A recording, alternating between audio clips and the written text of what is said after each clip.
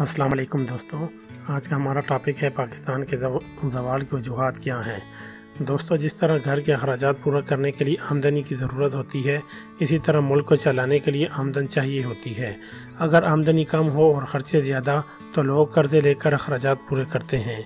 अगर कर्ज़ आमदनी बढ़ाने के लिए लिया जाए तो कोई बुरी बात नहीं, लेकिन अगर कर्ज़ लेकर गाड़ी ले ली जाए या घर का फर्नीचर चेंज कर लिया जाए तो ये कर्ज़े वबाल जान बन जाते हैं, क्योंकि इससे आपकी आमदन नहीं बढ़ रही, सिर्फ खर्चे ही बढ़ रहे होते हैं। इसी तरह पाकिस्तान के पूरे साल के अखराजात भी तकरीबन 6 अरब रुपए हैं, लेकिन आमदनी इससे कहीं गुना कम है। हमारे हुक्मरान हर साल मुल्क को चलाने के लिए कर्ज़े ले रहे होते हैं, मगर आमदनी बढ़ाने पर कोई भी तवज्जो नहीं दे रहा। आज का सवाल ये है कि पाकिस्तान की आमदनी कैसे बढ़ेगी।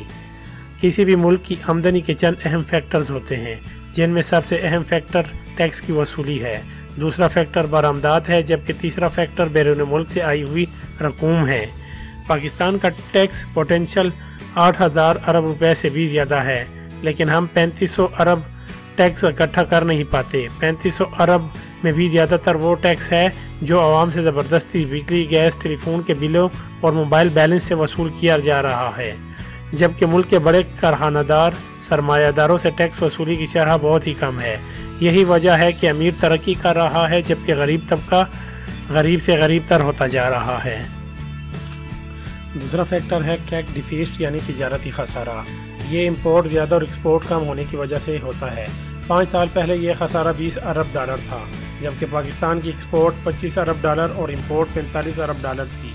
आज ये खसारा बढ़कर 33 अरब हो गया है, क्योंकि हमारी एक्सपोर्ट बढ़ने की बजाय कम होकर 22 अरब डॉलर तक रह गई है, जबकि हमारी इंपोर्ट मजीद बढ़कर 55 अरब डॉलर पर चली गई है। इंटरनेशनल ट्रेड जो कि डॉलर में होती है, तो हमें ये 33 अरब डॉलर्स की अदायगी के लिए डॉलर ख़रीदना पड़ता है, और डिमांड सप्लाई के फार्मूले के तहत हमारे रुपए की कदर डॉलर के मुकाबले में कमतर होती चली जाती है।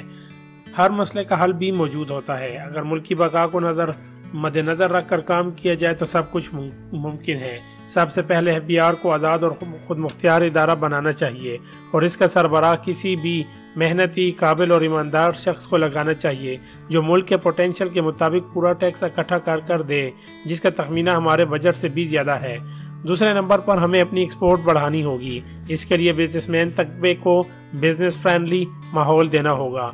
तीसरा, हमें अपनी इंपोर्ट कम से कम करनी पड़ेगी। जो चीज़ मुल्क में दस्तयाब है वो इंपोर्ट नहीं करनी चाहिए, बल्कि लोकल प्रोडक्ट का मयार बेहतर बनाकर और कीमत मुनासिब करके हमें ज़ैर मुबादला बचाना चाहिए। एक और अहम बात यह कि मुल्की इदारों को मजबूत और सियासी मुदाखलत से पाक करना होगा। इसके अलावा तालीम अहम फैक्टर है। हमें अपनी नस्ल को सही मानों में रिवायती और फ़नी तालीम से आरास्ता करने के साथ साथ मोहब्बत, रवादारी और एहतराम आदमियत का सबक सिखाना होगा। इसके बाद ही हम एक तरक्की याफ्ता और तहरीर याफ्ता कौम कहला सकेंगे। उम्मीद है दोस्तों वीडियो आपको पसंद आई होगी। इस वीडियो को लाइक और शेयर करें, चैनल को सब्सक्राइब करके बेल के आइकन पर क्लिक करें, ताकि आप इस तरह की अच्छी वीडियो देख सकें। आप अपनी राय का इजहार कमेंट्स में भी कर सकते हैं। शुक्रिया।